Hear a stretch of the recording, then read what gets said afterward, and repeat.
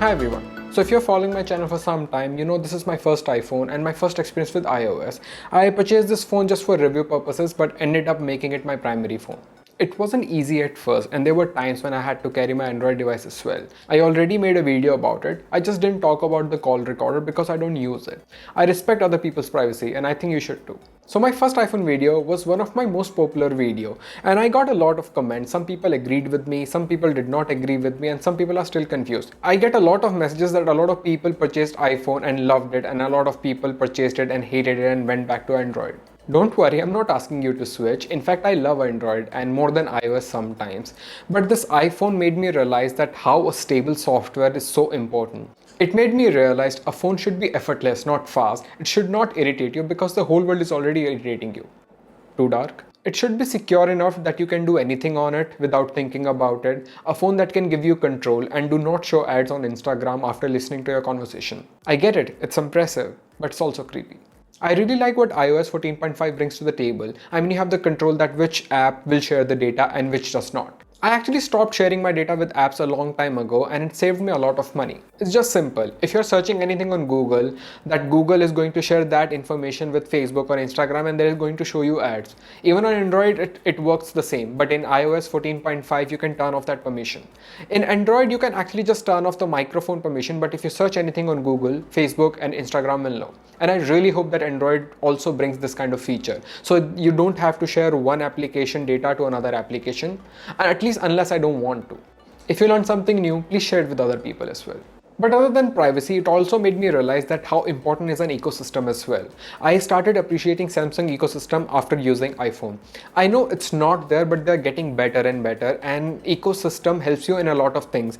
I mean, the seamlessness between devices, handoff, AirDrop, and just switching the audio saves you a lot of time. I know iOS has its limitation, but it's very powerful. I know it's not flexible, but it's more secure in so many ways. I know it's not as productive as Android, but it has a good developer support which makes the app feels better. And after using iPhone, I actually understand why iOS and Android is not for everyone. Well, that was enough about software, but what about design?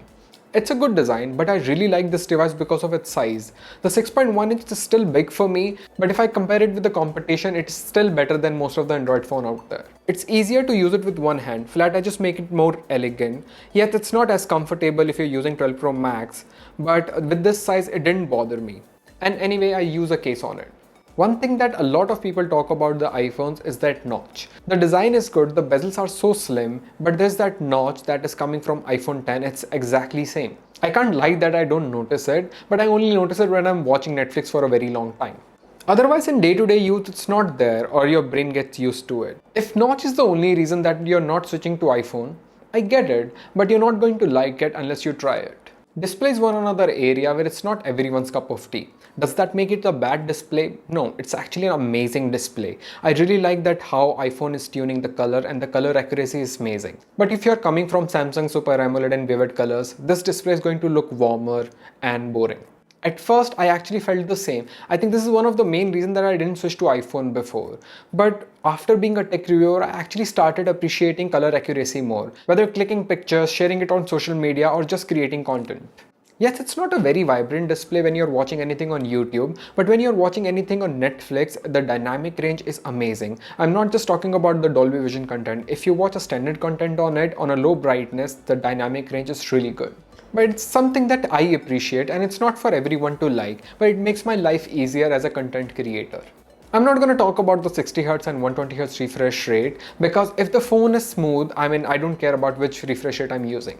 And trust me when I say it, I use a lot of high refresh rate phone. I use them side by side with this iPhone and I never felt that it is a slow phone by any means. So when I initially reviewed this device, I did not talk about the performance at all. I actually skipped it because we all know that Apple makes great silicon chips and they are crazy powerful. And I don't even see the point of sharing the Geekbench score or any sort of benchmark if the phone performs really well. If you throw anything at it, it's going to perform exceptionally well. So it's just been 6 months and nothing has really changed. It's still a very fast phone. The GPU is also powerful, so the gaming is also good.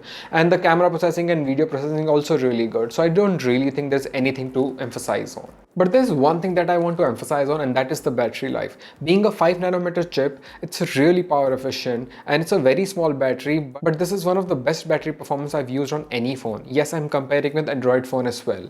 Yes, it does not give me the best screen on time like a 6000 milliampere battery sort of phone, but this phone never ran out on me in any single day. My battery health is still 100% after 6 months. I can still get over 8 hours of screen on time, and every time I go to bed I usually have 40 to 50% of battery left even after 5 hours of screen on time in a single day.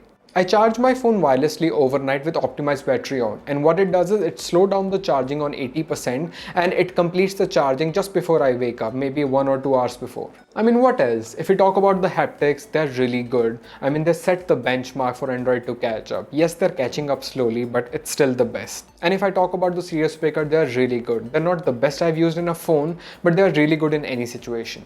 And the last thing I want to talk about is the cameras. I'm going to keep it short because I've made a lot of camera comparison with this phone. They are the most reliable cameras I've ever used. They're not the best, but they're satisfying. They're as good as Pixel when it comes to point and shoot, and they're as good as S21 Plus when it comes to versatility.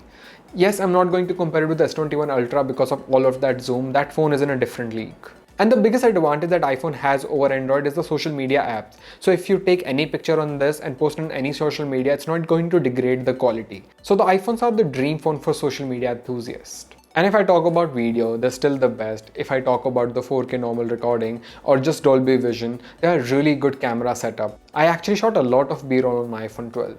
See, I know I criticize a lot of phones and I get a lot of hate because of that. In this video, I'm praising this iPhone 12, so I'm going to be an Apple fanboy. But when I made a video of switching from Android to iOS, I was a Samsung fanboy. And when I criticized Apple M1 Mac Mini, I was an Apple hater. See, I can't change your opinion. I can't do anything about how you feel or how you think. But I can just say one thing. If I like something, I'm going to praise it. And if I don't like anything, I'm going to criticize it. Because it's all about experience. Also, I know a lot of people find iPhones expensive. Yes, they are expensive, but I said in my review, expensive is not overpriced. And there is a reason that this is the best-selling iPhone. And right now you can get a lot of exchange offer discount on this phone. So I think it's a very good value even right now in 2021. If you enjoyed this video, I really appreciate a like. And if you really liked this video, you can stay with me by subscribing. My name is Rohit. I'll see you in the next one. Till then,